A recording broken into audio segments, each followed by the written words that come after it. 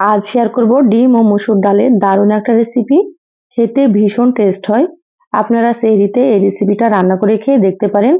একবার খেলে বারবার রান্না করবেন। আর যে খাবে সে কিন্তু খুবই পছন্দ করবে। আসসালামু আলাইকুম, সবাই কেমন আছেন? আশা করছি সকলে ভালো আছেন। আবারও একটা নতুন রেসিপি নিয়ে আপনাদের মাঝে চলে আসলাম, তো অবশ্যই স্কিপ না করে পুরো রেসিপিটা দেখে নেবেন। চলুন কথা না বাড়িয়ে রেসিপি শুরু করি। এখানে দেখুন একটা মিক্সিং বোল নিয়েছি। এবার আমি এখানে ডিম ভেঙে নিচ্ছি।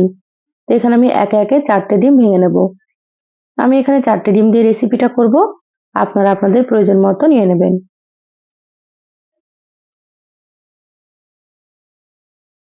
দেখুন 4টে ডিম ভেঙে নিয়েছি। এবার আমি দিয়ে দিচ্ছি হাফ চা চামচ লবণ আর দিয়ে দিচ্ছি সামান্য পরিমাণে একটু হলুদ গুঁড়ো। এবার আমি সামান্য একটু দিয়ে দিচ্ছি মরিচের গুঁড়ো। খুব বেশি মশলা এখানে দেওয়া যাবে না, অল্প করে আপনারা দিয়ে দেবেন। এবার একটা হ্যান্ড উইক্স দিয়ে খুব ভালোভাবে ডিমগুলোকে ফেটিয়ে নেব। মশলাগুলোকে খুব ভালো মতো মিশিয়ে নিতে হবে।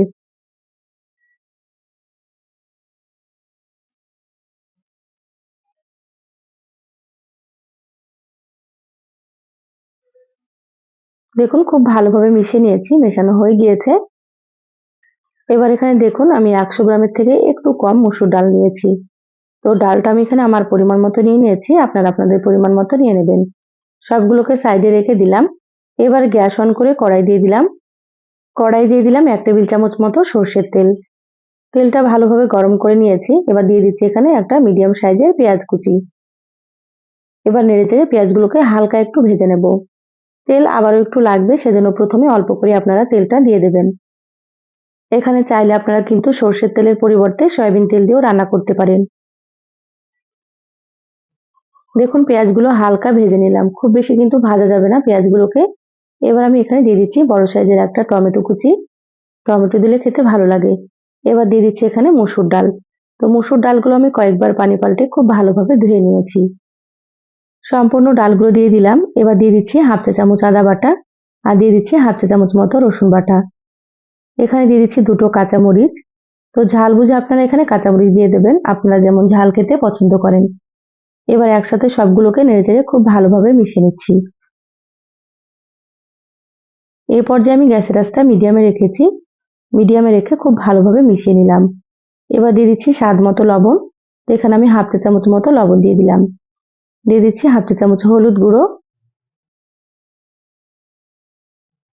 হাফ চা চামচ দিয়ে দিলাম ধনিয়া গুঁড়ো। এবার দিয়ে দিচ্ছি হাফ চা চামচ জিরা গুঁড়ো। আর এখানে অল্প একটু দিয়ে দিচ্ছি মরিচের গুঁড়ো। যেহেতু কাঁচামরিচ দিয়েছি সেজন্য অল্প করে মরিচের গুঁড়োটা দিলাম। আপনারা চাইলে শুধু কাঁচামরিচ দিয়েও রান্না করতে পারেন। এবার একসাথে খুব ভালোভাবে একটু মশলাগুলোকে মিশিয়ে নেব মসুর ডালের সঙ্গে। আর এইভাবে করে 1 থেকে 2 মিনিট মতো একটু কষিয়ে নেব। গ্যাসের আঁচ মিডিয়ামে রেখে 2 মিনিট খুব ভালোভাবে কষিয়ে নিয়েছি। এবার আমি এখানে দিয়ে দিচ্ছি পরিমাণ মতো পানি। তো এখানে আমি 3 কাপের থেকে একটু বেশি পানি দিয়ে দিলাম, যেহেতু ডালগুলো সেদ্ধ হবে সেজন্য। এখানে একটু পানির পরিমাণটা আপনারা বেশি দিয়ে দেবেন। খুব ভালোভাবে নেড়েচেড়ে মিশিয়ে নিলাম। এবার ঢাকা দিয়ে রান্না করে নেব 6 থেকে 7 মিনিট মতো। দেখুন 7 মিনিট পর আমি ঢাকাটা খুলে নিলাম। দেখে নেব ডালগুলো সেদ্ধ হয়েছে কি। দেখুন ডালগুলো কিন্তু এখনো পুরোপুরি সেদ্ধ হয়নি। আবারও আমি কিছুক্ষণের জন্য ঢাকা দিয়ে দিচ্ছি।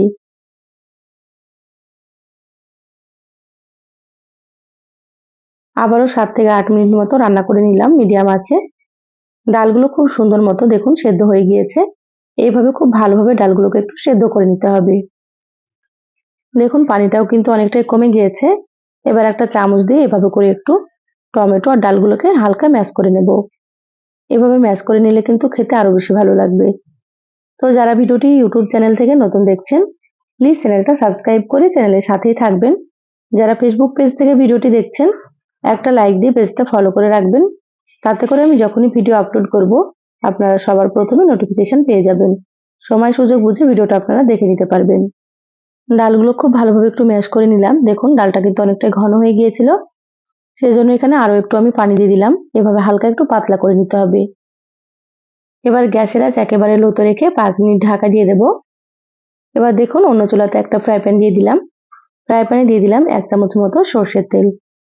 তেলটাকে ভালোভাবে একটু গরম করে নেব।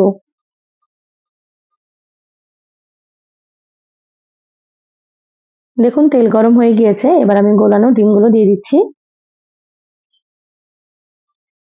এবার গ্যাসের আঁচ মিডিয়ামে রেখে খুব ভালোভাবে একটু ভেজে নেব। দেখুন স্প্যাচুলা দিয়ে এভাবে করে একটু সমান করে দিচ্ছি। গ্যাসের আঁচ কিন্তু বাড়িয়ে ডিম ভাজা যাবে না, আপনারা গ্যাসের আঁচ মিডিয়ামে রেখে একটু সময় নিয়ে ভেজে নেবেন। গ্যাসের আঁচ বাড়িয়ে ডিম ভাজলে কিন্তু নিচের পাশটা পুড়ে যেতে পারে। দেখুন উপরটা একটু শুকনো হয়েছে আর নিচের পাশটা কিন্তু সুন্দর মতো ভাজা হয়ে গিয়েছে। এইভাবে সাবধানে উল্টে নিতে হবে। আর ডিমটা কিন্তু খুব বেশি কড়া করে ভাজা যাবে না, এভাবে হালকা করে আপনারা ভেজে নেবেন, তাতে করে খেতে ভালো লাগবে। দেখুন হালকা ভেজে নিয়েছি, নিচের পাশটাও হালকা ভাজা হয়ে গিয়েছে। এবার আমি খুন্তি দিয়ে এভাবে করে কেটে নিচ্ছি। আপনারা চাইলে প্লেটে তুলে নিয়েও কেটে নিতে পারেন। আর এখানে আমি আমার পছন্দ মতো সাইজ করে কেটে নিচ্ছি, আপনারা কিন্তু আপনাদের মতো করে কেটে নেবেন। দেখুন এভাবে লম্বালম্বি করে কেটে নিলাম, তারপরে এভাবে ছোট ছোট করে কেটে নেব। আর এইভাবে ডিমগুলো ভেজে নিলে কিন্তু অনেকজন খেতে পারবে 4টে ডিম দিয়ে, বা চাইলে আপনারা এখানে 2টো ডিম ভেজেও এভাবে রান্না করতে পারেন। দেখুন এবার আমি প্লেটে তুলে নিচ্ছি।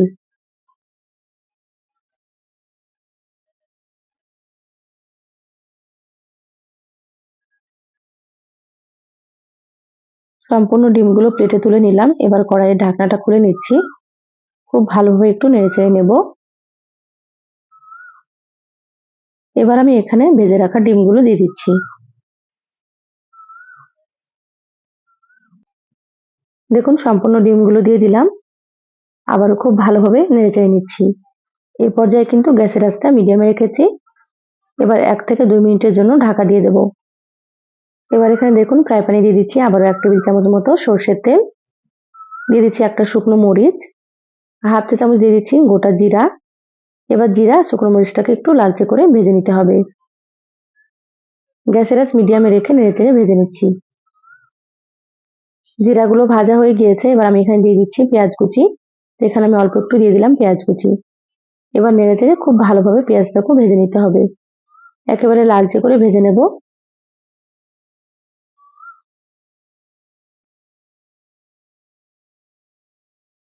দেখুন পেঁয়াজগুলো ভাজা হয়ে গিয়েছে, এবার আমি ফ্রাই প্যানটা নামিয়ে নেব। এভাবে ভেজে নেবেন, এর থেকে বেশি ভাজবেন না, না হলে তিতা হয়ে যাবে। এবার দেখুন কড়াইয়ের ঢাকনাটা খুলে নিয়েছি, এবার আমি এখানে বাগারটা দিয়ে দিচ্ছি। এইভাবে বাগার দিয়ে রান্না করলে কিন্তু খেতে অনেক বেশি ভালো লাগে, তা আপনারা এইভাবে একটু বাগার দিয়ে দেবেন। এবার নেড়েচেড়ে খুব ভালোভাবে মিশিয়ে নেব।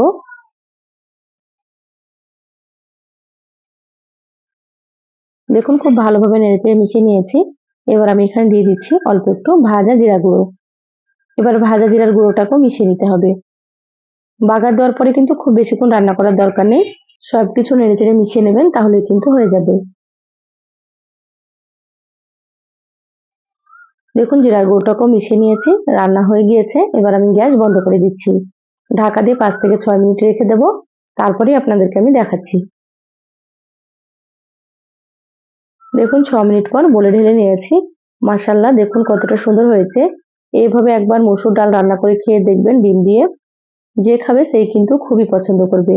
তো সহজ রেসিপিটা কেমন লাগলো চ্যানেলের কমেন্ট বক্সে কমেন্ট করে জানাবেন। ভালো লাগলে একটা লাইক দিয়ে ভিডিওটা শেয়ার করে দিবেন। সবাই ভালো থাকবেন, সুস্থ থাকবেন। ফিরে আসবো আবারও কোনো নতুন রেসিপি নিয়ে। ধন্যবাদ সবাইকে। আল্লাহ হাফেজ।